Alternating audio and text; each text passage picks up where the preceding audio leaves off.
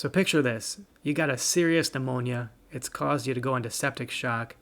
Now your kidneys are starting to shut down, and the doctors want to check in with you about what to do next. They could try dialysis, but it's not super clear if it would help or not, so they want to talk to you about it before putting you through any more procedures.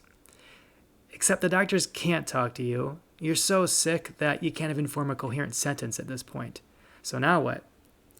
Well, let's talk about how doctors find someone to make medical decisions for you, and how you can make sure that the right person is making your medical decisions. I'm Dr. Tyler, and this is How to Train Your Doctor.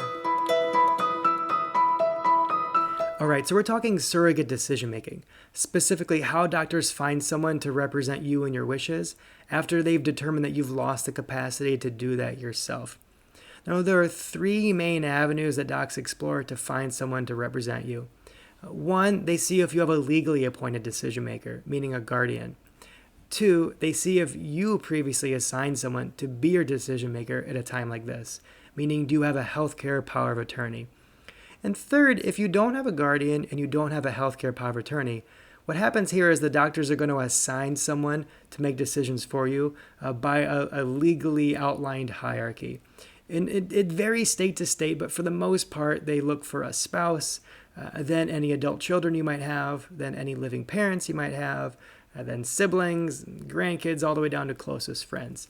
So they're looking for the person highest up on that hierarchy that they will then bring in to be your healthcare decision representative or surrogate decision maker. A point I'll make here is that if you have multiple people on your highest rung of the hierarchy, let's say you're not married, but you got 3 kids. Well, all 3 kids have equal say in your medical decision making.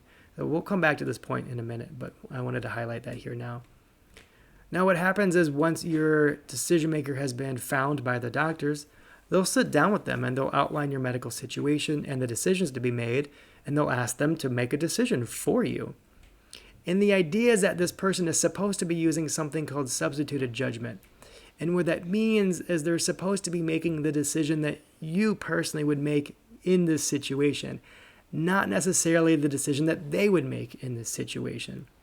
And depending on how complicated the situation is, and depending on how well they know you and your preferences, well, that may be easy for them to do, or it may be super hard for them to do.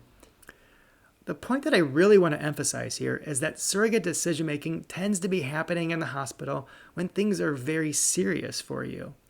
Meaning your decision maker will often get called to make some pretty high stakes decisions for you, like whether or not to continue life support. So to this point, if you already have a healthcare power of attorney document, you've already named someone previously to step in for a future moment like this, consider how would they use substituted judgment for you? How would they represent your preferences and values? And do you think they would feel empowered to integrate those preferences and values into very serious, high-stakes decisions? And if not, well, ask yourself why not? And is this something that you could fix with a conversation with them? Or is there something deeper there, and maybe you ought to consider if this person is best suited to represent your wishes in a serious medical situation? And that's up to you to decide. The flip side here is if you don't have a healthcare power of attorney, consider back to that hierarchy. Consider who your default decision maker would be in a serious situation. Again, thinking to spouse, kids, parents, siblings. Consider who that person would be for you. And how do you feel about that person being brought in by default to represent your wishes? If you're not married and have 3 kids, how do you feel about all 3 kids being brought up by the doctors to represent your wishes? And if you don't feel good about that, maybe you would just want 1 kid to represent your wishes. Maybe you don't want any of them doing that. Maybe you'd rather a brother or sister do that. Then I would strongly encourage you to go ahead and do a healthcare power of attorney document to make it official on who would be representing you in a healthcare crisis, or at least in any moment that you lose capacity. All right, well, I hope this was helpful, and thank you so much for watching.